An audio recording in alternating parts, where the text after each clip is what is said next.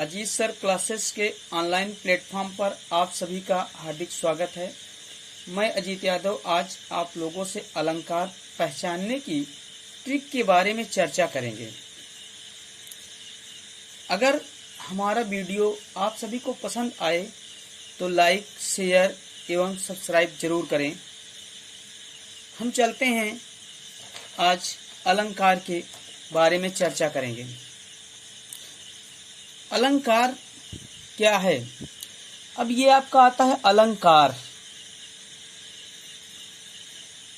अलंकार की डिफिनेशन बनती है, काव्य की शोभा बढ़ाने वाले शब्दों को क्या कहते हैं? अलंकार कहते हैं। अलंकार के मुख्यतः कितने भेद होते हैं?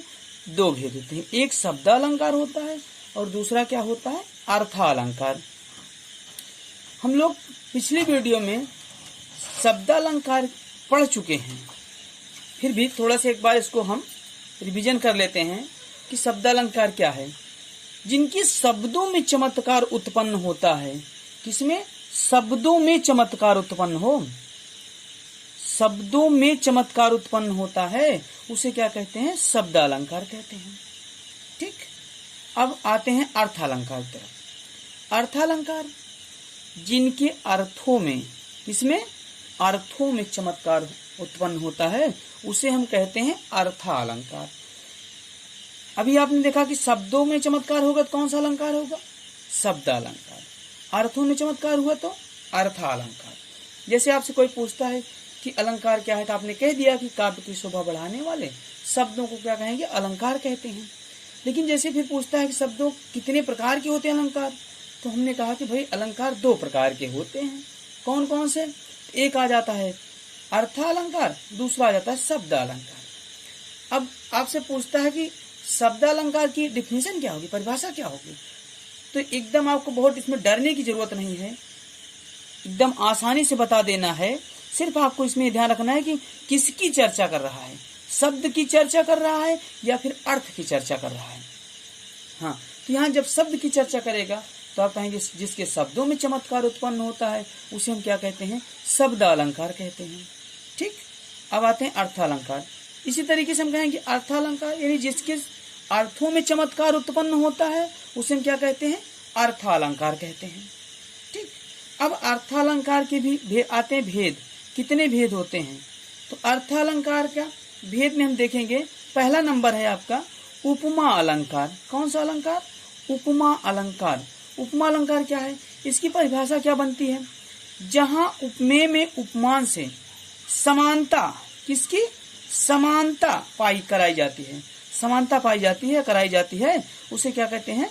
उपमा अलंकार कहते हैं। अब समानता हो रही कैसे? देखिए, जैसे आपने कहा कि मुख चंद्रमा सा सुंदर है, तो मुख कैसा है? किसके समान है? देखिए यहाँ समानता मिल रही है। मुख चंद्रमा सा सुंदर है।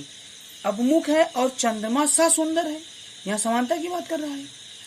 दूसरा देख लीजिए, कर कमल सा कोमल है। कर मीन्स होता है हाथ ना, तो कर किसके समान है? कमल सा है, यानी इसमें भी क्या आ रही है? समानता आ रही है। चलिए, अभी आपको ऐसे मिल जाए कि आपने देखा कि मुख चंद्रमा सा सुंदर है, कमल कर कमल सा कोमल है ना, तो कहेंगे कौन सा अलंकार हो सकता है? अभी आप देख रहे हैं तो उपमा अलंकार है। लेकिन आपको पढ़ने की जरूरत नहीं है। यहाँ पे यहाँ सिर्फ एक ध्यान देना है कि हम आपको एक ट्रिक बता रहे हैं। देखिए ट्रिक, कि जब पंक्ति में योजक चिन्ह, देख रहे हो यहाँ पे ये दिखाई दे रहा है, योजक चिन्ह आए ना, किंतु योजक चिन्ह के बाद, जैसे आपका यहाँ योजक चिन्ह लगा, इसके बाद क्या आ जाए? कोई शब्द आ जाए, सा आ जाए, सी आए, या से, या फिर आ जाए सरिस। क्या क्या आ जाए? सा हो, सी हो, से हो, या फिर सरिस हो आए, तो वहां आप बिना सोचे बिना समझे हम कह देंगे कौन सा अलंकार है ये? तो ये होगा उपमा अलंकार। कौन सा अलंकार? उपमा अलंकार। फिर से एक बार देखिए, जैसे योजक चिन्ह है, योजक चिन्ह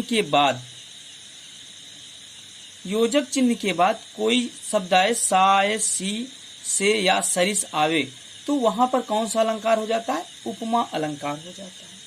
अब बात आती है इसके बाद, देखिए रूपक की बात करेंगे। रूपक अलंकार दूसरा नंबर होता है रूपक अलंकार। रूपक अलंकार क्या है? जहां उपमेय में उपमान का भेद रहित, भेद हो जाए, दोनों में भेद आने लगे, उपमेय में और उपमान में भेद का आरोप होता है, वहां कौन सा अलंकार हो जाता है? वहां हम कहेंगे रूपक अलंकार है। कौन सा अलंकार है? रूपक अलंकार है ना। जैसे कहेंगे चरण कमल बंदो हरिराई। क्या कह रहे हैं? चरण कमल बंदो हरिराई। यहाँ देखिए चरण और कमल दो आया है, ठीक। अब देखिए इसमें भी आप कंफ्यूज हो जाएंगे कि चरण के बाद कमल आ रहा है और योजक चिन्ह भी आ रहा है। तो यहाँ घबराने वाली बात नहीं होगी। यहाँ आपने क्या देखा था? उपमा अलंकार में आपने देखा कि योजक चिन्ह के बाद, किसके बाद? योजक चिन्ह के बाद यदि सा सी से या सरिस आए तो वहां कौन सा अलंकार होता था? उपमा अलंकार। लेकिन यहाँ पर हम क्या बनाएंगे? यहाँ पर हम बना लेंगे कि रूपक अलंकार में कि उपमा ये जो आ रहा है उपमा से थोड़ी सी भिन्नता पाएगा। कैसे? देखिए रूपक है, ये उपमा था। उपमा में क्या कर रहा था? योजक चिन्ह के बाद सा सी आवे तब हम कहते थे उपमा अलंकार है।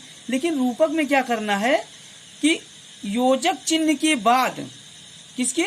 योजक चिन्ह के बाद सा सी से या सरिस न आए। जैसे शब्द सरिस, इसके जैसे योजक चिन्ह के बाद सा सी से या सरिस जैसे शब्द न आए तो वो कौन सा अलंकार होता है? वो आपका हो जाता है रूपक अलंकार। कौन सा हो जाता है? रूपक अलंकार। देखिए यहां पर आ ही गया कि जब पंक्ति में केवल योजक चिन्ह आए, पंक्ति में क्या आ जाए? योजक चिन्ह आए लेकिन सा सी से ना हो तो कौन सा अलंकार हो जाता है? रूपक अलंकार हो जाता है। अब आता है अगला अलंकार है आपका उत्प्रेक्षा अलंकार। कौन सा अलंकार? उत्प्रेक्षा अलंकार।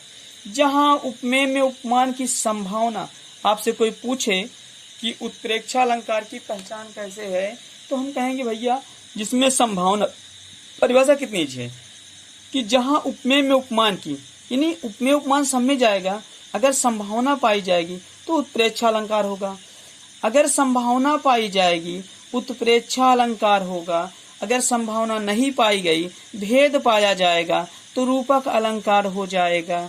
और अगर उसमें रूपक अलंकार है तो भेद होगा। अगर भेद नहीं पाया जा रहा है ना, अगर भेद नहीं मिल रहा है, समानता पाई जा रही है तो कौन सा अलंकार होगा? उपमा अलंकार होगा। अब देखिए उत्प्रेक्षा अलंकार आपने देखा, सोहत ओढ़े पीत पट श्याम सलोने गात मनहु नीलमणि शैल पर आतप प्रयोग। आगे एक और ले लीजिए, नेत्र मानो क्या है? कमल है। नेत्र मानो कमल है। अब इसको देखो पहचान कैसे ट्रिक है, आसान सी। क्या करेंगे? यदि पंक्ति में मनु मानव, क्या मनु मानव और जनु जानव, ज्यों त्यों, मनु मानव जनु जानव ज्यों त्यों आदि आता हो, आदि शब्द आ जाते हैं इस दोहे के अंदर। मनु मानव जनु जानव ज्यों त्यों आता है तो आप समझ जाइएगा कि ये कौन सा अलंकार होगा? उत्प्रेक्षा अलंकार होगा। कौन सा अलंकार होगा? उत्प्रेक्षा अलंकार होगा। बात समझ में आई? अब अगला जो है, अगला अलंकार हम अगले टॉपिक पे लेके आएंगे।